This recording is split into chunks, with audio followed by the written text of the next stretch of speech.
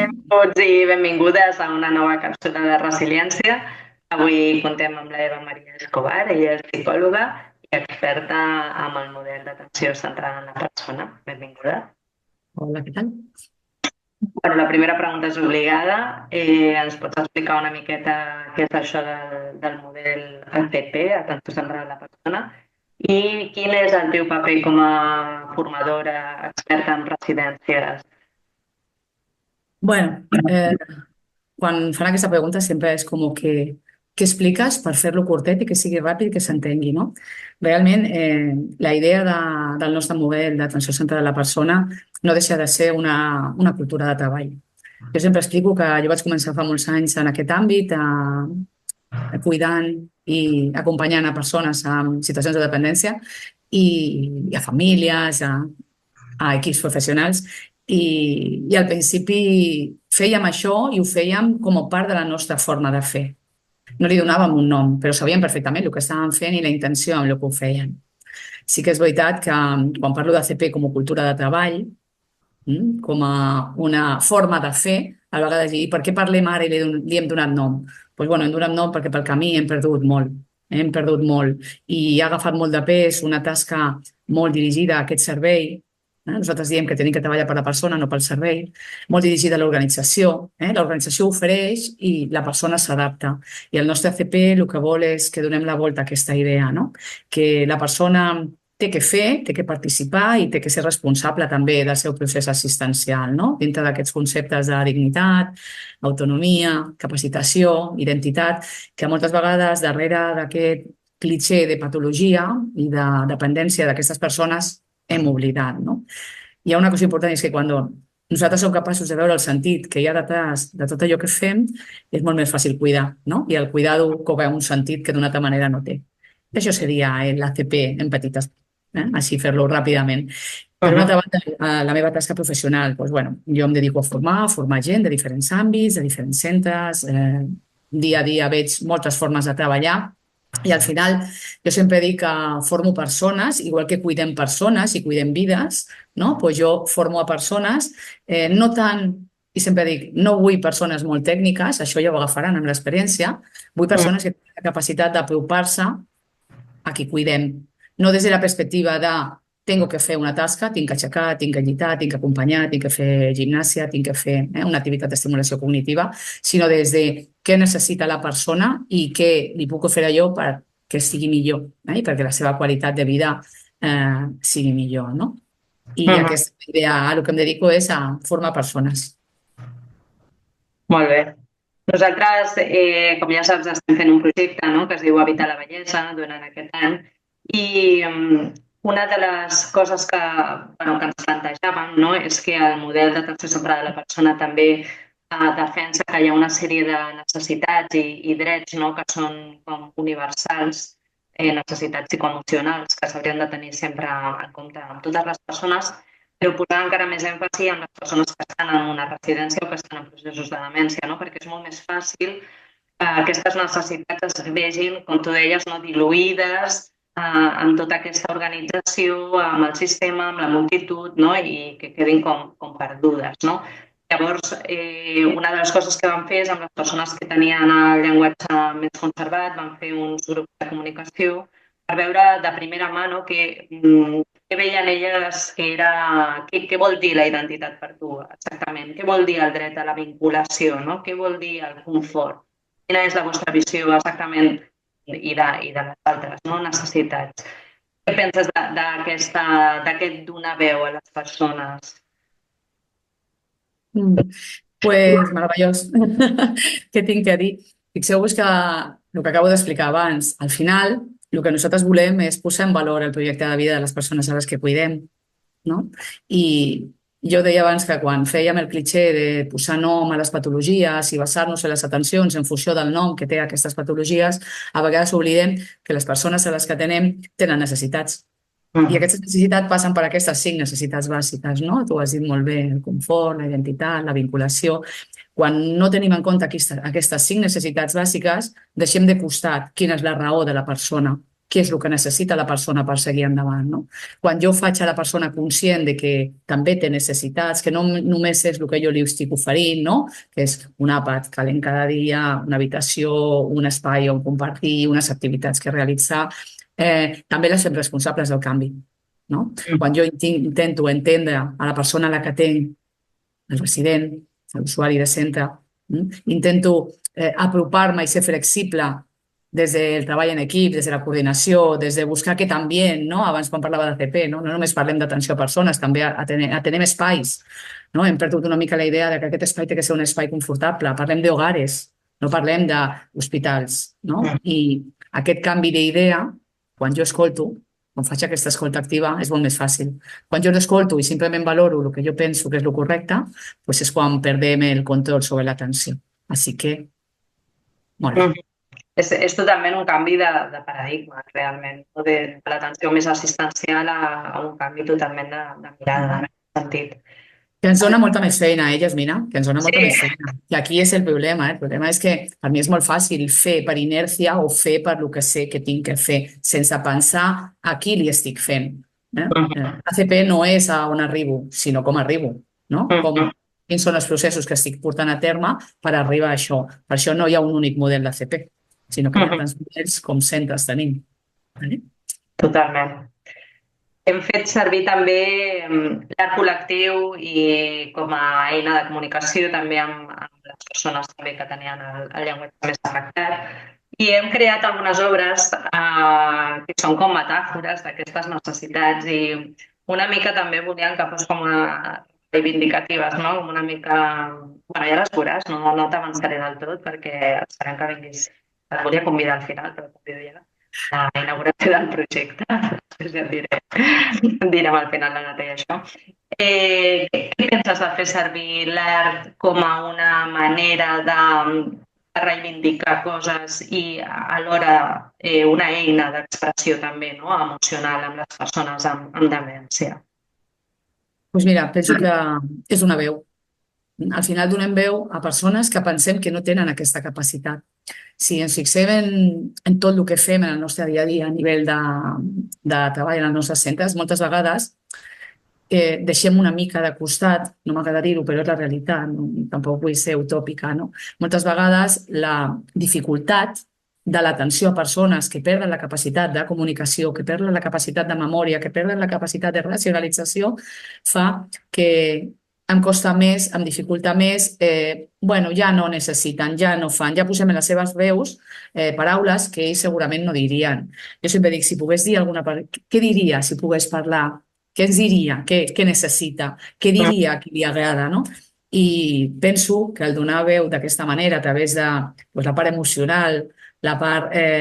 anem a observar què necessita. No fa falta que m'ho digui en paraules, no? Perquè hi ha molta gent que no, però tota la part gestual, tota la part relacional, com ens relacionem amb aquestes persones a nivell de traspassar-lo a través de esta parte más artística, esta parte más metafòrica, penso que dona valor i dona aquesta capacitat d'autodeterminació, no? Que a vegades deixem pel camí i oblidem per això, perquè el vàlid, el que pot dir, el que pot fer, moltes vegades no necessita tant de nosaltres, perquè ja fa per aconseguir allò. No? El que necessita de nosaltres són les persones més vulnerables i no només vull quedar-me amb les nostres demències, no? Hi ha moltes altres vulnerabilitats. Sí que és veritat que en el concepte col·lectiu de gent gran les demències copen la nostra atenció, però a totes aquelles persones que per una raó o per una altra no tenen la capacitat de fer-ho de manera automàtica i de manera autònoma i necessiten d'algú per estirar d'ells, no? Que al final és el nostre objectiu, acompanyar des de què puc aportar de lo que sé de tu. I les famílies ens poden aportar, que les famílies també tenen un paper. Aquí anava, sí, perquè aquesta comunicació ha de ser amb els termes de la persona afectada, en aquest cas per la demència, no? Que nosaltres treballem molt amb aquest col·lectiu. I llavors la comunicació s'ha d'adaptar a la seva situació. I ens trobem que hem volgut involucrar molt en aquest projecte també les famílies amb les activitats. I observàvem que hi havia famílies, no? Que per elles era un repte comunicar-se o arribar doncs, a tenir una connexió, no? Amb el seu pare, la seva mare, que ara té un Alzheimer, una demència que sembla que no es reconeix, que ha perdut aquesta capacitat. No? I llavors aquesta manera d'interactuar es veia com que es sentien a vegades inclús incòmodes. Hi ha persones que no saben què fer amb el temps, que al costat, no? I no saben què fer amb la mare, amb el pare, perquè ja no reconeixen aquella persona de la mateixa manera. No? Llavors el que volíem fer era buscar una cosa que servís com a nexe, no? Que podria ser l'art en aquest cas o també activitats més corporals i transformar aquesta comunicació perquè facin coses a nivell doncs, de tacte, de mirades, de pinzellades, de moviments, no? En el que nosaltres siguem només facilitadors de que es visquin aquests moments d'una altra manera, no? Més enllà del llenguatge de les paraules. Fixa't que compartir, no? I el poder també responsabilitzar, no? A les persones que són família directa dels nostres residents fa que la visió que tenim en relació a l'atenció a aquestes persones també varia. És veritat que no podem forçar a ningú ni a participar en aquest tipus d'activitats que feu i de projectes, però sí que és veritat que segurament de tota aquesta gent que ha participat, al final hi ha moltes que diuen menys mal que ho he fet, perquè he disfrutat del meu familiar des d'un lloc molt diferent que simplement l'assistencial i el de... Moltes vegades les famílies em diuen Iva, és que ja no em parla, és que a mi em dóna la sensació de que li molesto. No, no li molestes. El que passa és que ara la forma de relacionar-nos no és que tu li parles i ell et contesta, tu li parles i ell et somriu. Ja possiblement no hi ha ni un somriure. Potser hi ha un en 2 hores de visita. Però aquest somriure, un en 2 hores de visita, és importantíssim. Què faig? Continuo fent el mateix que abans perquè jo li posava música? Clar que sí. Per què no? És veritat que jo que sóc filla d'una persona amb una malaltia com l'Alzheimer, eh, a vegades és dur, no? Intentar estar al costat d'aquella persona que tu has estimat com a mare, com a pare, com a avi, com a àvia, com a marit, com a dona, com a germà, perquè veus una persona totalment diferent, però darrere d'aquest cos continua estant algo d'aquella persona. Sí que és veritat que la malaltia farà que ho hagi perdent, no? Però el poder compartir aquesta responsabilitat de l'atenció i del cuidado penso que ens apropa d'una visió diferent, d'una forma diferent a la persona i jo crec que humanitza molt les atencions des del no és necessari fer tant. Al molt menys és suficient, perquè la persona que tens al costat de tu no necessita que li salvis de res, necessita que li acompanyis. Totalment. Sí, i també fa que les residències siguin llocs oberts, no? A les famílies, que no sigui Sí, perquè aquell... al final arriben i és com que aquí es queda i ja està, jo estic tranquil, ja està cuidat. No, no, no, està cuidat, però sabeu que la vida està fora? Nosaltres tenim una part, un micromundo, però la vida està fora. Jo a les famílies li dic molt, quan vinguis a visitar-lo, està molt bé que et quedis aquí amb tu, si fa fred, però si no, fora, què fèieu? Passejàveu per la plaça? Tal? Podeu, si es pot, jo sempre dic si es pot, que hi ha vegades que arribarà un moment que per la pròpia persona que està en els nostres centres ja a nivell d'agitació, d'inquietud, ja no era, o a nivell de mobilitat o de fer les transferències serà molt complicat, però sempre que es pugui, la vida continua fora i tu tens que seguir fent el que feies amb el teu familiar, no perquè sigui amb nosaltres, la vida se queda dintre dels nostres centres. Seguro que esteu fent, al final esteu obrint també els vostres centres amb diferents accions a l'exterior, no? I això és el que són part d'un entorn comunitari, no? I també són part d'una família. Nosaltres els adoptem, però els pares, els marits, les dones, són ells sempre que vulguin. Torno a repetir, no tothom té que estar obligat a fer-lo. Nosaltres animem perquè sabem que és positiu, però a vegades també tenim que ser conscients que no i esperem que llavors estiguem nosaltres per fer aquesta tutela, no? Aquesta adopció. Sí, sí, ser els seus referents ara en aquest període, no?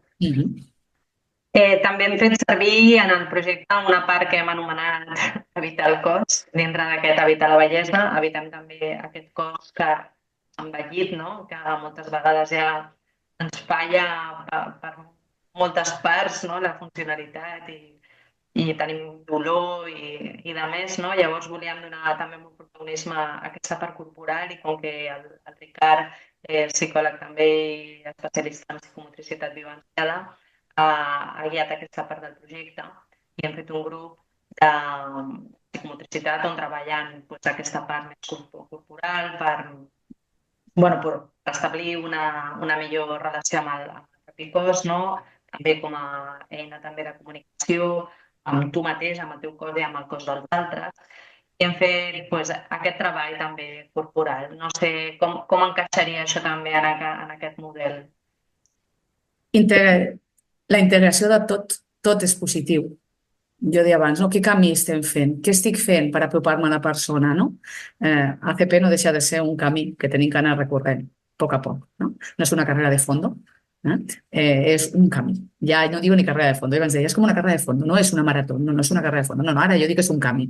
I és un camí que es pot fer molt lent, molt ràpid, però que tenim que fer i cada passito que donem té que ser positiu. I l'introduir tot, des de la part motora, la part emocional, la part sanitària també tindria que estar dintre de tot això. És que tot. I en aquest cas em sembla que un projecte en el que tots els professionals o una part dels equips dels professionals del centre s'uneixin per fer aquesta part motora, però introduint també la part de sentiments, la part afectiva, la part cognitiva, estic segura que és èxito seguro.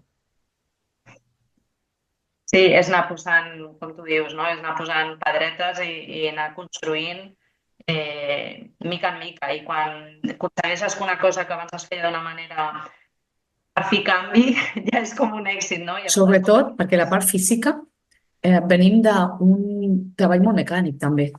Sí. De ejercicio físico, aixequem les extremitats, subim els brazos, bajamos. No, hi ha molt més darrere tot això. La mobilitat és... I el fisio ens explicaria moltes coses de la importància del moviment del cos per altres temes patològics, però també per això. Que important és quan jo integro tot per aconseguir que la persona sigui única, no? I que faig activitats dirigides a persones úniques que estan dintre d'entorns. I tenint en compte aquesta singularitat com a centre, vosaltres teniu la vostra singularitat com a centre, no? I heu vist una possibilitat de fer canvis per millorar aquestes atencions i també donar atenció a persones que potser en un altre moment haguessin quedat més apartades de segons quines activitats, no? Així que...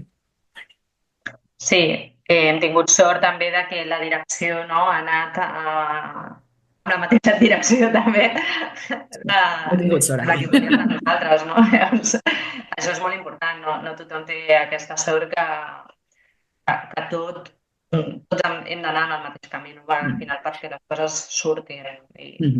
ACP s'empodera equips també. Total. ACP s'empodera equips que tinguin ganes de canviar coses, de no ser resistents als canvis, que sempre diem que és una de les coses que ens costa més, no? En equips de treball, d'intentar fer canvis perquè estem molt enrocats en és que jo ja ho faig així, és que jo sempre ho he fet així, no? I a vegades ens costa veure més enllà, no? Veure la llum al final del túnel, no? I intentar que les persones a les que cuidem sentin que estan escoltades, no? Que a vegades a mi em passa, no sé per què me preguntan tanto si luego no me van a hacer caso. Pues bueno, a vegades aquesta frase fa mal, no? Va directe al corazoncito de dir, ai, en què estem fallant? És veritat, potser intentem donar però després no fem, o les persones a les que cuidem no veuen recolzades a això, no? Tant les que poden dir-ho com si les persones que tenen més limitacions a nivell de llenguatge poguessin dir-ho, Si poguéssim llegir com els dibuixos animats, no? La rodoneta del que està pensant en aquell moment, segurament ens sorprendria. Observar també és molt important, no? A vegades parar un moment i només observar, veure moltes coses tan... Sí, perquè aquí lo verbal passa a un segundo plano, Lo que passa a primer plano és aquesta comunicació no verbal, aquestes accions, i partint d'una cosa importantíssima, que tant en famílies com en equips professionals és